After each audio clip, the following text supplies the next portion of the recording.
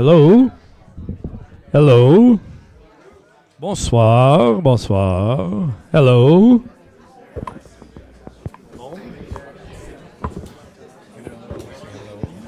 Hello. Hello. Hello. Hi. Hello. Bonsoir. Bonsoir à tous et à toutes. Merci. Thank you for being here, everybody. We're very, very excited.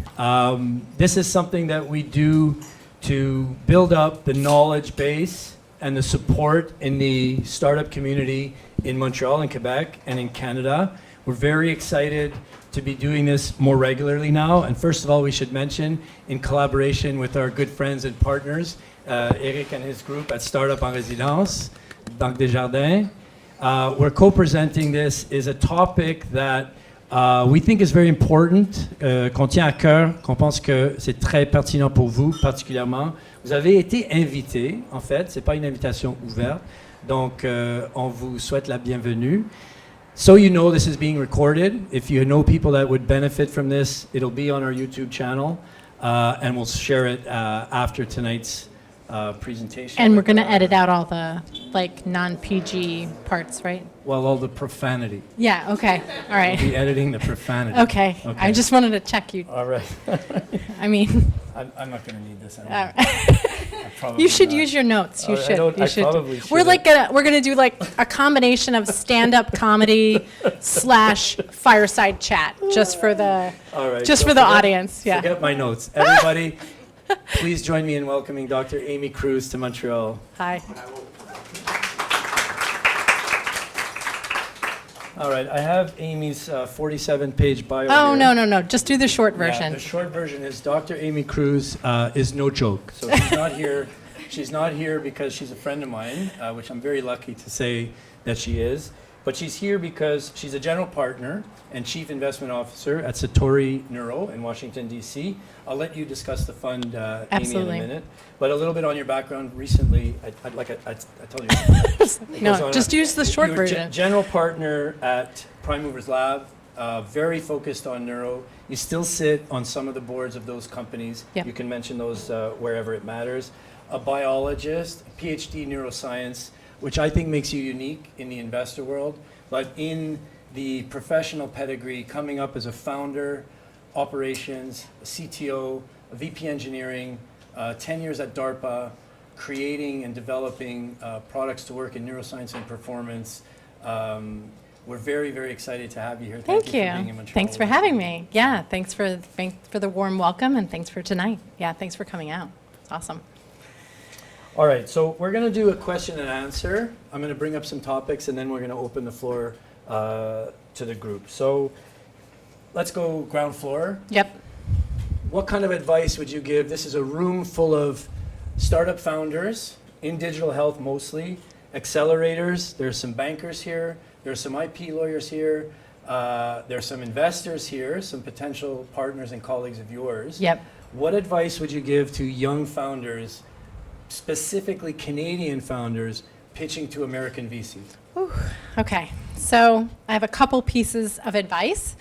The first is that, as you probably know and as you probably experience, the volume of opportunities that we see is really high, right? And so you kind of just have to understand that you're going to be in the mix of hundreds of other companies that are in that space and sort of know that, like kind of that's like Sure. the table stakes, as we would call it, in the U.S. I would say the other piece is that we are really, I think, focusing on landscaping particular areas. So when we see a company, I would say you have to know that it's in the context of, we're not looking at one or two of something. We might be looking at 10 companies in that space. In the exact topic space. In the yeah, exact right, topic of course. space, 15, so it really helps to do your homework and understand the landscape when you come to an investor and really kind of understand that. Because there's right? so little time to. Right, spend on that. yeah. And the other thing I would say is that any conversation, whether it's a first conversation, whether it's a quick meeting or whatever, the goal of that interaction is really the next meeting, right? Right. Nobody's make a decision On to that first pitch, fund something right. on that first pitch. The goal is to really like to hook them, you know, get the next meeting, say they're interested, say they'll bring it up to their, you know, investor committee or, you know what I mean? Like that's the real goal. And to understand that that's in the context of a really high volume of opportunities that are coming in. And I would just, one more thing to add is that the slides are sort of like a, you know, everybody needs them. They're like, you know, they're the, as I used to say in the DoD, that's like coin of the realm, right? You have to have slides, you have to have this. And when I talk to startups and to founders, it's really about getting to know them, right? Absolutely, there's technical stuff to dig into. There's plenty of time for that, right? There's lots of time to do technical diligence and those types of things. A lot of initial conversations are around getting to know the founder, getting a connection with them, seeing what motivates them, seeing, you know, why they're there, why are we doing this, you know? So that those are like some of the pieces. It's so great because you think of the job interview analogy, and you just want to have the right CV and you want to say the right answers to the questions and you want to impress. You have so little time and so much competition. What you're saying rings so true. The idea is connect on a human level. Absolutely. First and foremost. And Yeah. one thing that we didn't mention, actually, maybe you should take a second. Sure. Talk about the fund thesis for a minute. Oh, sure. And some of the things that are getting you, you Yeah. know, passionate and excited I in know. the field I'm right excited now. about a lot of things. So Satori Neuro is a new fund in the mental health, neuroscience, neurotechnology, brain health, and wellness space. I call it human flourishing. So it's not just diseases and challenges. It's also how we can be And our not just performance. yeah, how we can be our best selves. And so we are investing sort of across the range. I would say everything from seed plus, which is popular now, Series A, a little bit later stage, right? To really look for things that are in that ecosystem, and I call it an ecosystem, right? Because those are the things that are most needed right now. That could be drugs, therapeutics, devices, wearables, precision psychiatry, precision neuroscience, and then of course the infrastructure to deliver that care Yeah, or so those solutions. Even in that tight focus, there's quite a lot of variability. In Oh, that. absolutely. Yeah. Absolutely. And that's the one thing that we're seeing right now is a lot of spread across that spectrum, everything from very technical, very detailed kind of neuroscience-y kind of solutions to things that are much more scalable. And Right. yeah. Right. So, At the end of the day, are beyond the lab. yes. Real It's all about marketable applications. right. Yeah. It's all about getting it out of the lab. All So, right. Topic at hand. Yes. This is why you're here. Okay. Tell us some of the differences you notice Oh dear. from your experience between not just Canadian startups, so we'll start with the startups, Yep. between Canadian startups and their American competition, Right. from So where you're sitting. from where I'm sitting, this is just my perspective. I would say there is perhaps a little bit of conservatism on the size of the rounds that That's interesting. that people are sort of going after. You mean on the dollar amount? Yeah, the dollar amounts, right? I'm looking so, at faces around yeah, the there are room. dollar amounts. I was having a conversation I'm looking earlier at faces today and not a where somebody single said they face didn't threw out react to like a that. reasonable Isn't that something? Series A type round, and people were like, oh, you know, and I was like, no, I mean, like, we right now, Wow. I'll anchor it in what we're looking at right now. We want companies to be raising right now, given the market and where everything's going. We really want companies to be raising 24 months of cash. That's Okay, like how many people are surprised in the room?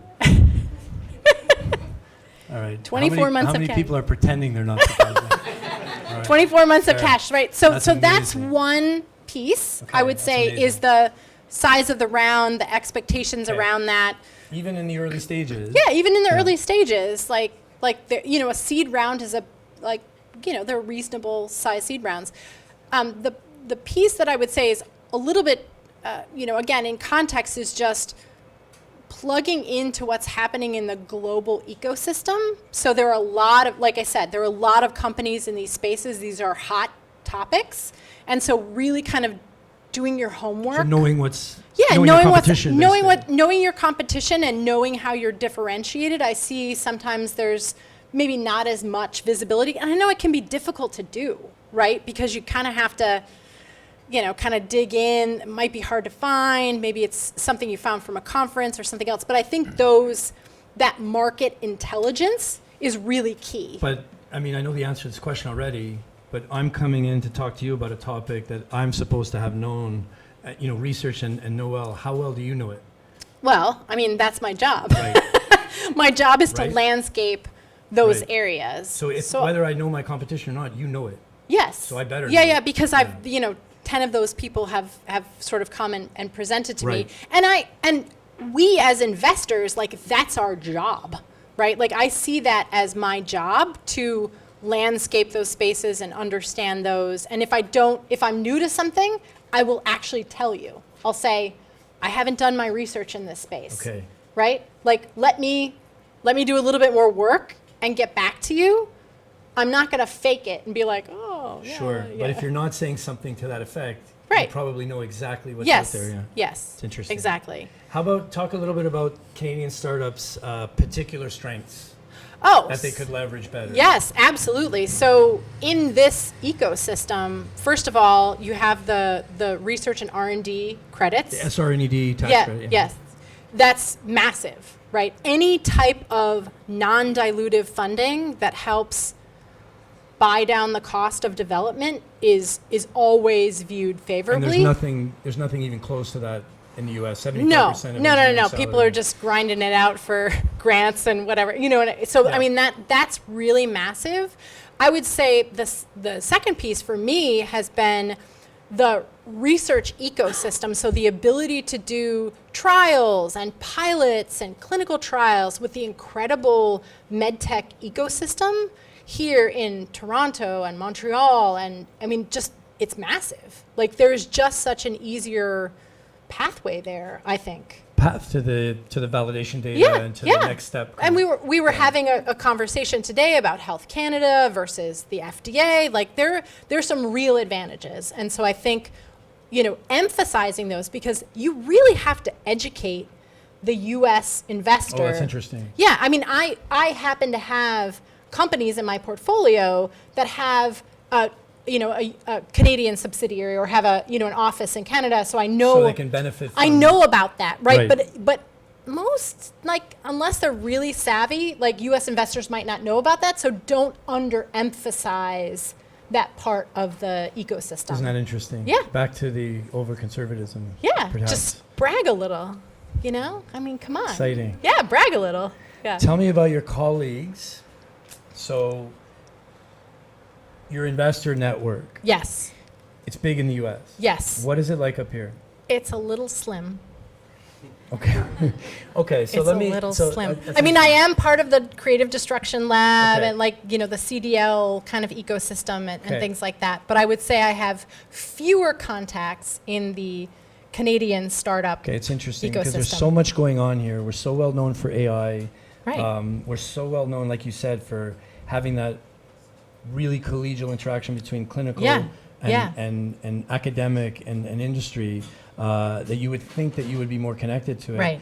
There's some people in this room that you could be connected to. in that Absolutely. I've been regard. passing out business cards like What, Pez. what Yeah. advice would you give to your Canadian counterparts to step that level up? Because we do visit down south. Why aren't those connections being made the way we think they should So be? I would say in my ecosystem, so in the group of investors that I work with most frequently, we always have, like, touch points, So it's either we have quarterly phone calls, we check outside in. the fund, you mean Oh, the network, yeah. Yeah. But we just do our check-ins. We have a quarterly check-in. Oh, it's time to whatever. We share deals pretty regularly. And then when we're at conferences, we've all been talking about the health conference that's coming up. We all meet up, right? So it's a combination of constantly, like, checking through our what's in our pipeline, the things that we're really pushing. Of course, when I have a good deal, I call all my friends, right, and make sure that they're able to sort of see it and access it, and then making those, like, I would call them spontaneous opportunities. Whether it's a happy hour at health or a happy hour at something else, making sure we have time for those, and that's pretty regular. Like, that's part of our, and that I'm not I'm not Silicon Valley based, right? Like I'm not in the like. That's right. I'm not in the cool We're not kid. even- I'm we're not not in even- the cool kids We're club. not even in Boston. No, yet, or I'm in not. I'm California not yet. anywhere. Like I'm in Annapolis, Maryland. You Right. know, so I would say we make an effort to do that, and we do that because the market intelligence that we share It's richer. is so valuable, right? It's so how critical. How much of that are you doing with Canadian investors? Like I said, it's a little slim. Okay. But What I would is- be what has very been- interested in increasing my network. Well, I think it's really helpful for this group, but beyond this group as well. Yeah. I think it's important for all of us to understand that better. Yeah. And your impression of Canadian startups, I thought was interesting. Tell me about your impression of the Canadian investors on this in the same vein. You're a Well, mean. you interrupted my intro. You're a mean man. I didn't interrupt. Yeah, you interrupted 3 pages. That's it. So I will put this in the context of two things. One is I will say that we do connect internationally, Right. So I have contacts in London and Germany and whatever. So it's not that it's like non-US versus whatever. Of course, yeah. Yeah. So I would just want to put that in context. The second thing is that, and this is across the board, it is hard to find lead checks. It is hard to find people to lead rounds and price them. Across the board. Full stop. Okay. Full stop, right? And I have not seen as many like sort of aggressive lead positions coming out of the Canadian investor community, especially for the size of rounds that we've been talking about for companies. The earlier Yeah, stages. yeah, Okay. yes. Is I mean, it like a most- good. Are you mostly seeing US led with Canadian followers? Yeah, yeah, and that's been my experience so far, and you know sometimes folks are doing like massive amounts of diligence, and you're like, "What's your check size?" And they're like, $250K, and I'm like, "Whoa, like that's a lot of work for that's a lot of work for a small check, you know?" So Oh, that's interesting. yeah, So you're saying risk aversion is higher than... that could be true. I'm not, you know. Okay, wow. He could Okay, be that's- he could be that's baiting me, exciting. or No, that's exciting. it could be true. That's exciting. Let me ask you, because our general But impression... I'm a risk-on kind of girl, so I mean, you know, like. No, but I mean, no. So I'm just saying, like, sometimes I will say, I'm gonna like this is a little soapbox moment, so I apologize Go ahead. Yeah, for go ahead. stepping up onto the soapbox. ahead. But sometimes the amount of risk aversion in seed investing makes me bonkers. It's like it's a seed investment. Oh, it's right? interesting. If we knew all of the answers, Risk is naturally it would high. be a different stage, right? Like all of Right. those things would be bought So you're down. not saying only risk aversion, you're saying mismatch with the round. Yeah, like that. That's why I was sort of joking Okay. about that. I was like, Isn't that you interesting? have like if you're a seed investor, like own it. You know what I mean? Like yeah, there's a certain amount of risk. I've either calculated or bought down the risk or evaluated in some way, and I can articulate around that. When people want like absolute certainty at the seed stage, I'm like, maybe you shouldn't be a seed stage investor. Prestige is naturally, I mean... Yeah, seed yeah. stage There's is some. naturally I mean, risky. that's why I don't. I mean, I tend to avoid pre-seed because I'm like, woo, It's you know, way- like, that's a little early for me, even, Right. you know. But I just there's a little bit of friction there Isn't that between, interesting? yeah, like what people So, want to see I'll at tell you what- seed I'll and tell you like I don't know. What we tend to think is, 10 times the population, 10 times the market, 10 times the economy. Are you doing 10 times the deal volume to be able to be less risk averse? Is it about deal volume? No, It's not about deal volume. no, it's not about deal volume. It's about I don't know. It's about understanding like where. Well, I mean, it's any investment that you make. It's a combination of the team, whatever the technology or enabling capability is, the value of the deal itself, and then sort of how it's going to be executed, what the market opportunity is. And so you have to weigh all those things together, right? And so I just mean to say, like, you could see, I mean, there might be something really unique where you see 3 of something and you know which one is the right combination of, Okay. the right deal and the Okay. right, valuation and things like that. I mean, valuations, as you know, have come down across the board. So how much do the intangibles make up for the risk aversion? Oh, that's an interesting question. I mean, that leads us to the topic of like serial entrepreneurs versus first-time founders. Yeah, that's my next question. Yeah. The intangibles matter. That is not to say that, you know, I won't and we won't invest in first-time founders. I'm absolutely interested in investing in first-time founders. It's just that I need to know that they know like what's ahead of them, you know, which is... Okay, so maybe elaborate some of those intangibles then. What do you look for beyond the deal and the potential exit? Yeah, Because it's so far at pre-seed, right? Right, yeah. So I think, so there's a couple things. One is always looking for people who know what they don't know, right? Like there's this beautiful combination of like confidence, but also like humility, right? That's like really clear. Like that comes out very clearly. The second thing is even, especially, and even for a first-time founder, is like, what's that team composition look like? What do they know? Like, what are they looking to add? What are the right spots? Back to people. Yeah, back to people, right? Because especially at seed, like you've maybe got a handful of people that are sort of pulling this together. What's their experience? What have they been through?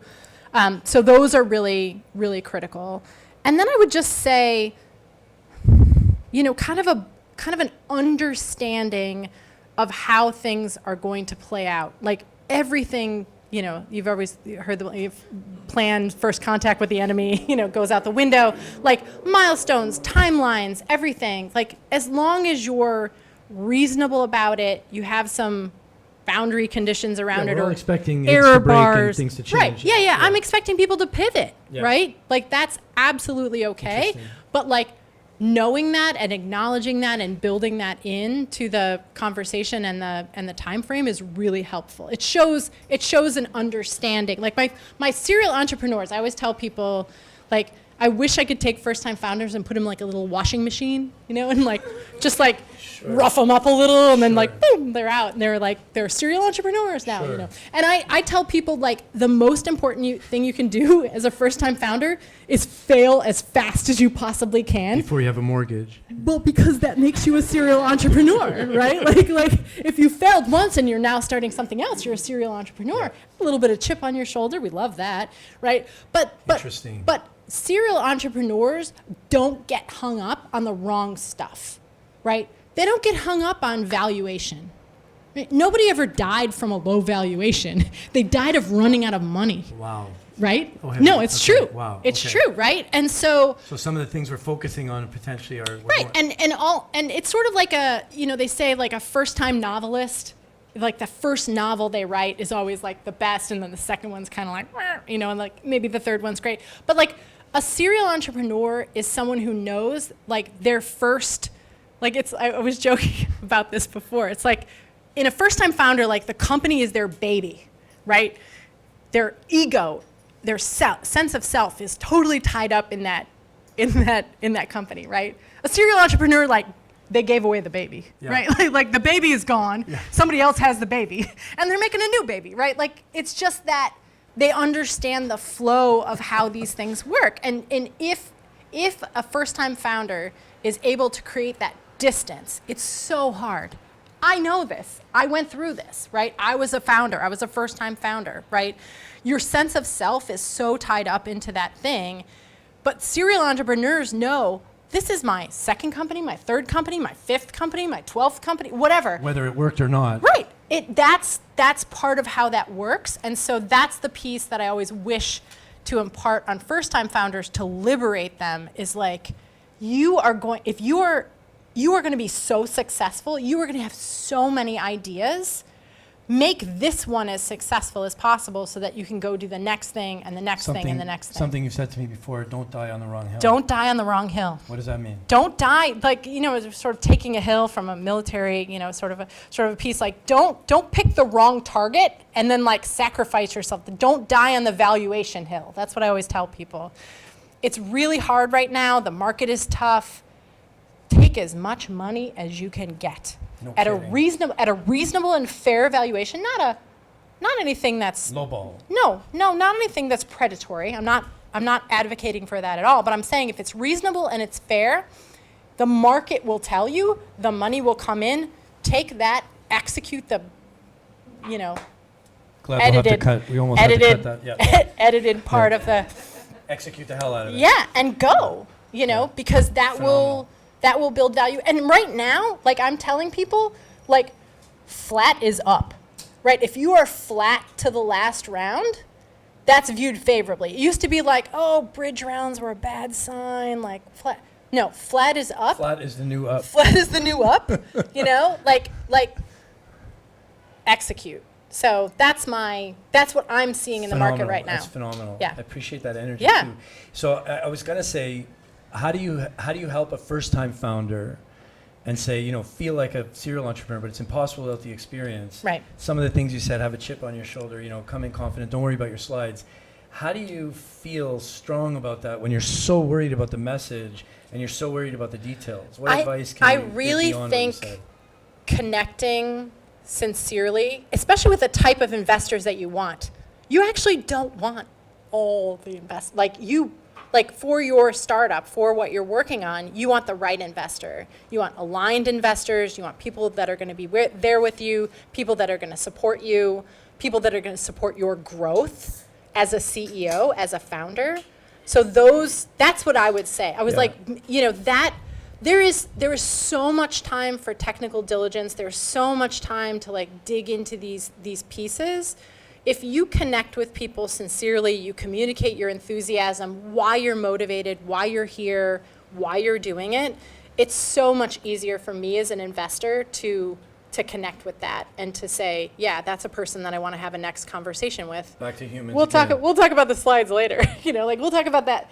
Like that really is important. And I would say, again, from a first-time founder perspective, like tell your story. Like I constantly ask people like, hey, how did you and your co-founders meet?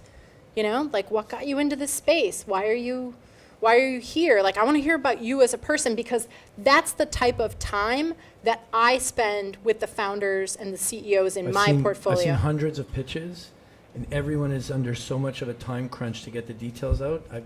I've almost never heard that, I don't think. Yeah, because it's not usually the co-founders go to school together or they grew up, but you never hear a connecting story. Yeah. You hear a connecting story about the mission, which is great, but never about the like how did you guys, you know, meet? How did you get together? That's like what's the story here, you know? And there's sometimes, I mean, a lot of times there's a really beautiful story in there of how they came together, and I think that's really important. Also, I think first-time founders, you know, just need to like own it, like own their story, own whatever it is. It's not going to be a match for everybody. That's the way investing works, right? I see hundreds and hundreds of pitches, right? Even if you connect with somebody and they're not the right investor, if you connect with them, they'll still make an intro for you. Well, that's interesting. Right? They might not be your investor, but they might be a stepping stone. I can't tell you the number of people that I'm like, I love this founder, this team. It's not a good match for me. It's not a good match for the fund, but I put it out into my network. They're like, oh, these people are great. You know, so that's the other piece is realizing that this is sort of a live, living network. And even if that's not the right investor for you, there's still an access point into the larger investor community that's really valuable. So better to own and drive the story honestly than to get every slide perfect. Yeah. And every detail. Yeah, absolutely. Okay. I hope that's helpful. It's counterintuitive. I know it's counterintuitive. Nervous, I know it's counterintuitive. It's phenomenal. Okay, and I'm hearing a lot about the stepping stones at each stage, and managing that scope, and something that we do also very much with all of our startups. Yes. We're very focused on the iteration of the process, yes, because the real process is so long. Yes. Incremental milestones, small wins. What we love is talking about getting you to the next funding round, not getting you to market. Totally. Right. So how important is, let me call it this, I'm inventing this right now on the fly, but kind of stage-specific de-risking. Oh, yes. How important is understanding what stage you're at, and how important is some de-risking at each stage?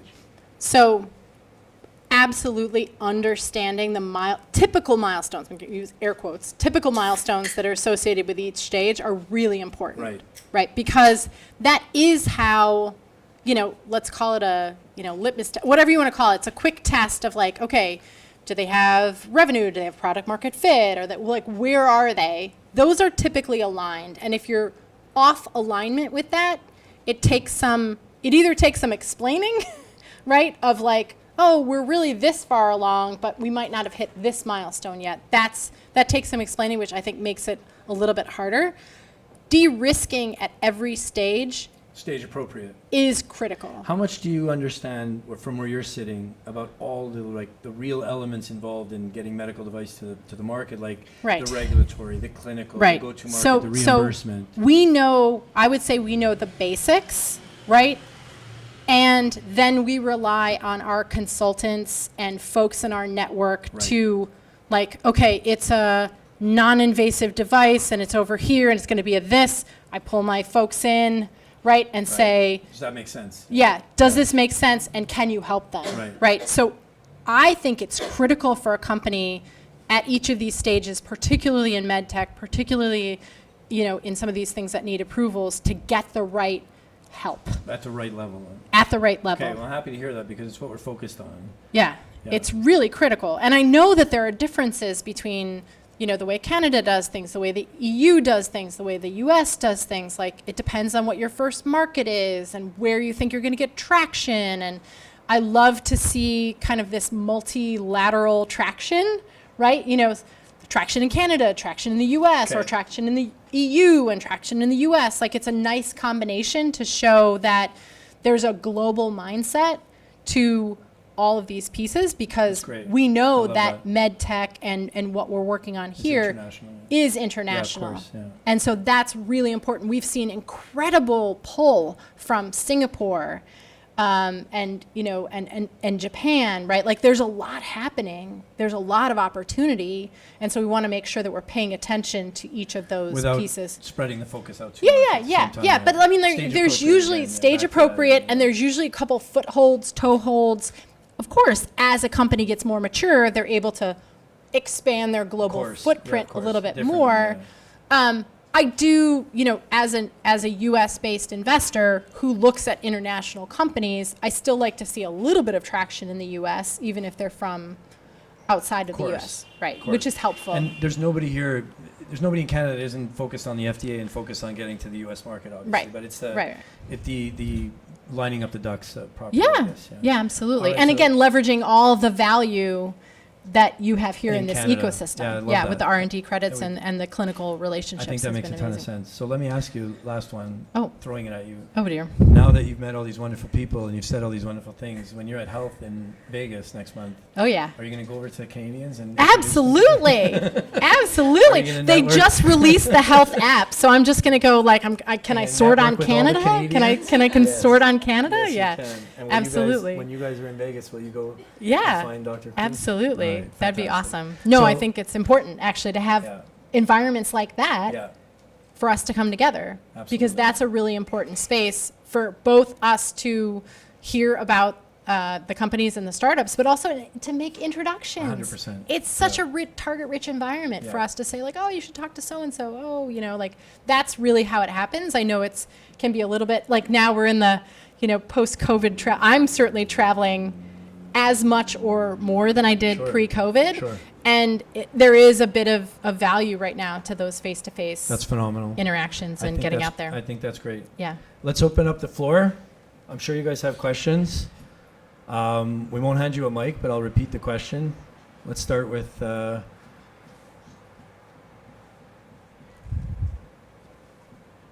Amy. Amy from Vote Medical. Come on up, Amy. I'm holding it, so you go ahead.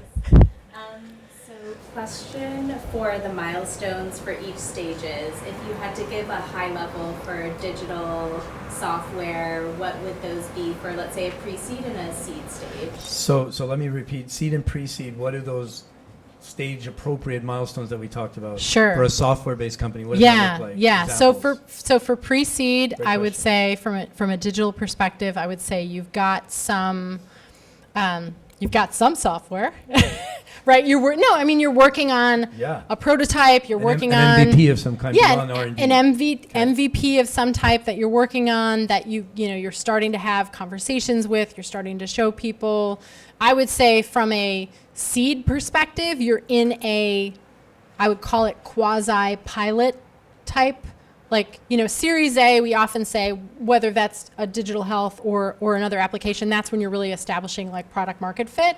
I would say seed is when you're like looking for early probing adoption. that, probing that, looking for early adoption, getting it into hands of folks. It's not perfect, but you have some trusted entities that you're Some that you're clinical really, traction. Even some before clinical the like application. conversations. You got the KOLs on board, key opinion leaders, and other folks on board, and you're exploring that space. And then as you mature to Series A, you're like, okay, I've picked one or more things, and I'm really diving into those, Okay, right?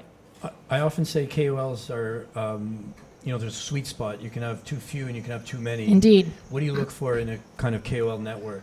So I would say, this is something a little bit spicy perhaps, but there are the folks who have KOLs that are just like famous, right? They're like super famous, and you're like, they're super famous. That's awesome. It's the old boys club. But are they actually doing anything for you, right? And so my emphasis on KOLs is like people that will like get on the phone with your investors. Yeah. I literally just had a phone call with a clinician down at he was at Emory. It's something that I'm doing diligence on right now. He was like waiting to pick his kids up from soccer. He's sitting in his car and he's like so much energy, but he literally stepped me through. He's an interventional clinician, psychiatrist, and literally stepped me through like treatment-resistant depression and like that to me. But why is he calling you? No, I called him because I was doing. Ask him. You're doing diligence. Okay. Yeah, I was doing diligence on the company. Okay. Right, and here's an example of a guy that like just finished clinic at 5. Yeah. He's waiting to pick his kids up from soccer, and he's like gesturing wildly in his car, right, as he tells me like why these elements of interventional psychology are so important, like all this stuff, and I'm like, those are the KOLs you want. You want the KOLs that are going to tell you the truth and tell you the way things are and talk to your investors and have a really honest conversation with them. Like, I don't need famous people. I need like people who are going to like tell me the way it is because they just got out of the clinic or just got out of whatever it was. Phenomenally insightful. And what about pedigree? Are you talking to somebody from Cleveland Clinic differently than you're talking to somebody at McGill University? Not really. Right. Not really. It's really about the authenticity and their experience and what like counterintuitive. I was riveted. This guy could have been from I was riveted because he has so much clinical experience and it was so valuable for me as an investor. Like that was just valuable for me as an investor. Break. I was doing diligence on this particular company who had this guy as a KOL. But that's the kind of thing I'm looking for. And not for nothing, the passion that he's showing to be on that call. Yeah. Exactly. And I would put that in the context of like people that you put on your board, right? Yeah, phenomenal. You can put famous people on your board should you have access to them, right? Or you can put people on your board that are actually going to like work for you, which is what board members should be doing. Right. And really going to bat for you. Phenomenal. So phenomenal. Great question, Amy. We went off on another time. Sorry. I was like, I had a lot of feelings about that. Really good. Anybody else? Alex. Hi there. So first of all, thank you so much. This has been incredibly informative for an aspiring entrepreneur in this space. In today's economy, there's no doubt that money's become very expensive. And as an early stage founder, we've definitely felt the impact on valuations. Sure. What is a good, respectable strategy that we could use as an early stage MedTech company to create a reasonable valuation that we could defend against reluctant investors that are very trigger shy, let's just say? Okay, so let me summarize. You going to translate that for me? Summarize quickly. I'm teasing. For an early stage company, what are the kind of strategies for valuation, given what you've said? And I'm going to say something else. Given the fact that while Alex was asking his questions, many founders were nodding emphatically at the same time without realizing it. What is the right strategy for valuation if you want to take a bit of the pressure off it? So, I'm going to say something Spicy? a little bit spicy, but fundraising is a market-based activity, Yeah. right? So the market will tell you what valuation is reasonable, right? And generally, it will be a balance, right? If it's too high, people will walk away. If it's too low, you'll have more money than you could possibly know what to do with, right? And so there's a balance in between. I really think that I personally prefer it when founders leave the valuation question up to the investors. That's Right? interesting. I do, because if there's an expectation, it can be very hard to move the founder or the team off of that. I understand sometimes there's like, we don't want to give away more than X percent of the company for this amount. However, again, it is a market-based opportunity. So again, I'm just giving input from my experience. I have 2 data points right now. I have a founder that wanted an awesome valuation and couldn't raise what they were trying to raise, Right. like by a lot, right? Like, and I have a founder that was like, I just want to get the stuff done. We're a little farther along than this valuation speaks to, and they oversubscribe their round. And so I do think it's a balance. Again, I want to come back to the point I said earlier, lead investors are hard to find, right? And so if you have a lead investor that you really trust, that you really like, that you're willing to work with, I think you can trust them. If they're trustable, you can trust them to price that I think appropriately. we're saying is don't blow it. Yeah. If you've got that lead on the Yeah, line, I don't would blow it not, at this point, I would not give up a good, solid lead investor on a detail. on a detail. I think- Again, don't die on the wrong hill. Again, So- but again, going too high is one thing, going too low is another thing. It comes back to trust, and it comes back to that human relationship again. Right, And right. If you're in a good situation, just like any other business context, if you feel like it's mutually beneficial and people are in it for the right reason, you can sense that as an entrepreneur, as a salesman, right? And if you don't feel it, then you're probably right. Well, and I would also say any lead investor that you bring in, as soon as they sign the term sheet, right, they should be hustling to help you fill that round, right? Like that's the job of the lead investor is Well, to that's talk all the interesting. other people into that's interesting. investing. That's half the, after I sign a term sheet, that's like half my time. Oh, wow. After signing, my lawyers start their How work. do you- They start their work. They do their, Well, now you're on something that I'm sure people in the room can feel. How do you ensure that happens? How do you make sure that happens? You ask the investor. What, I mean, you should be interviewing us. Right. Yeah. Like, are you in? Like, are you going to help me circle this I wonder how many round people that's resonating with. Right now. and pull this round I think together? we're Like, back to- that's my We're job. back to my first job interview analogy where we're saying to the student fresh out of school, you're interviewing the company as much as they're interviewing you. Absolutely. And nobody's doing that. Right. Nobody's saying, nobody's asking. They're saying, where do we put should our be. lunch? In the fridge. I'll take it. Because everybody's just so ready to get that first one. They but should it's be. hard. Yeah, it's hard. Yeah. No, but once you've locked in a lead investor, that lead investor should, as soon as it flips over to legal diligence, get to work and hustle to help you raise that and circle that round. I would love to see some of our first time founders putting that back on their leads. Absolutely. I That's would love great. to too. Phenomenal. That's Amy's great. laughing. That's what.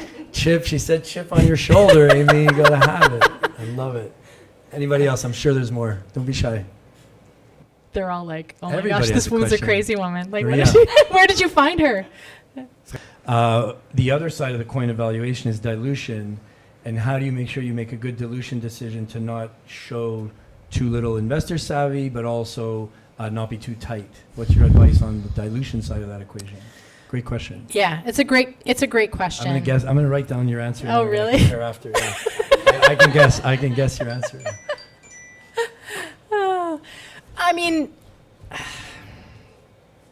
again, I said something that's not predatory. Like there are things that are predatory, right, that are just ridiculous. So putting those things aside, I would say if it's a credible lead investor, take the money. Don't die on the valuation Don't hill. die on the wrong hill. And don't die on the dilution hill. You know, and so many of the companies that raised in the heyday are now, you know, like I said, like flat is the new up. Like there are a lot of down rounds, my friend. Like there are a lot of very, you know, and no, like I'll be honest, like no shame right now. Like if there's a down round, people are like, we grew too fast, we did too much, we tried to do whatever, you know. So like that's why I'm saying like this is the time frame right now is the time when you get a lead investor, you circle the round, and you get back to work. Like that's really my feeling. Like a lot of the appearances or, you know, I don't know, whatever you want to associate with that, like that's all like dissipated. People are like, you survived, you know, you closed a round, like that. It's more about that than it is like, oh, it's flat. Oh, like That is 4,000 rounds are flat, you I know. predicted So exactly yeah. that. Oh, really? Oh. Don't die on the dilution hill is Yeah. the answer. Yeah. Yeah. Get the deal But done. and move on. Again, putting aside something that's wacky and predatory that doesn't value you, the company, or what you've put into it. So I want to be really specific about that. But everything But else, at one point you have to trust your understanding of what's happening around you. If you are going to be a startup founder, you're not a deer in headlights all the time. At one point, you're a business person. You know, at one point, you have your own. You know, the stakes are yours. You have your future in your hands. You're standing in front of a house. You say, "I'm going to make an offer." What if the foundation crumbles? What if the roof is bad? Well, what if I can't sell it? At one point, you have to sign a deal. So I think it's a little bit of take out the outliers, Yeah. the predatory Yeah, or yeah. the real noise, yeah. and just go and just get it done. You know, Yeah. I think that's what I'm hearing. Yeah, and that's the thing, because rounds are taking so much longer now to get done. If you have something that circles relatively quickly and that you can execute on, like that's Just get it gold done, right man. now. That is gold. Get it done. Right? Yeah, get it I done. like that. Get back to work. You know, that's what CEOs and founders want to be Need to doing. yeah. Need to be running the business. Yeah, absolutely. Yes, of course. Thank you. Let's do one more. Let's make it a good one.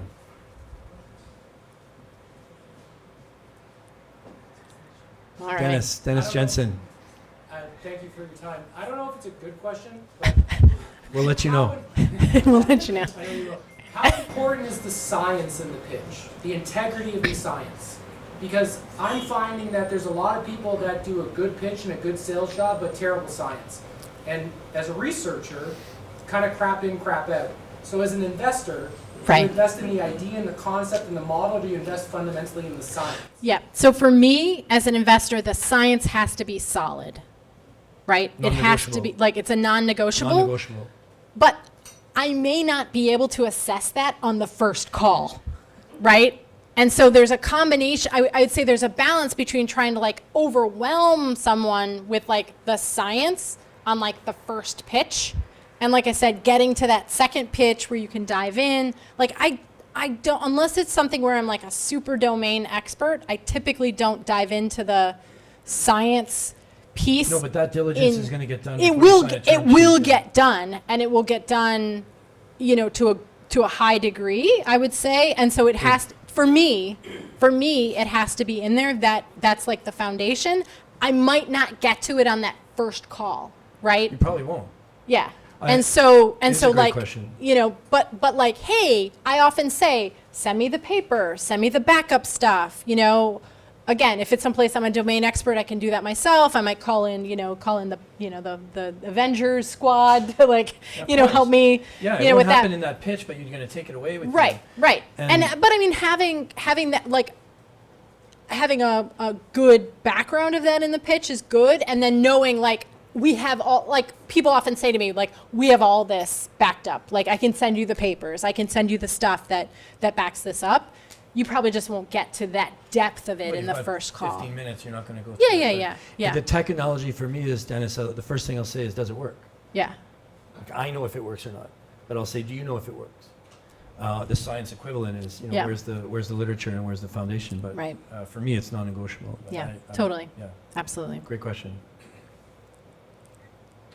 Okay, Amazing. will you join me in thanking Dr. Amy Kruse for Thank being here? you. Thank you for the warm welcome. That was so great, Amy. was super fun. Thank you for doing Thank that. you. Thank you, Eric, for collaborating Yes, with us. thank Startup you. in- You're gonna do a second one. Okay, Eric's in. I will be. Okay, great. As I told Mark, I'm happy to be invited back. This is just a taste of Montreal. So We'll do 3 hours next time. yeah, absolutely. We'll do a Fantastic. salon. Oh, we'll do a salon. Okay. Oh yes. All right. Yeah. Sure. That would be good. Thank you, Cafe Camus. You're in this wonderful space. Thank up here in you. Little Thank you Burgundy for in taking Montreal. care of us. Yeah. And Beautiful. Tara, where is she? She's hiding. Tara's hiding She's because she knows I'm going to say it, but she's back there. By the way, all of this and everything we're doing and everything you've enjoyed, Tara put together. Woo! Thank you, Tara. Okay, and like I said, this will be recorded. It'll be on our YouTube channel. We will be sharing it, and And we didn't even have to make any like edits or anything. No, we will. Yeah. Oh. Oops. We'll let you know. Oh, thanks. But also, keep your eye out for other events, and tell people that this is the kind of quality content that we're offering to the ecosystem. It goes fast, so we have to refuse some people. So jump on it next time. Maybe the venues will get bigger. Yeah. But for now, this is what we're doing, and thank you. Thank you Amazing. very, very much for being here. Thank Yeah. Thank you so much. you. Wonderful, wonderful.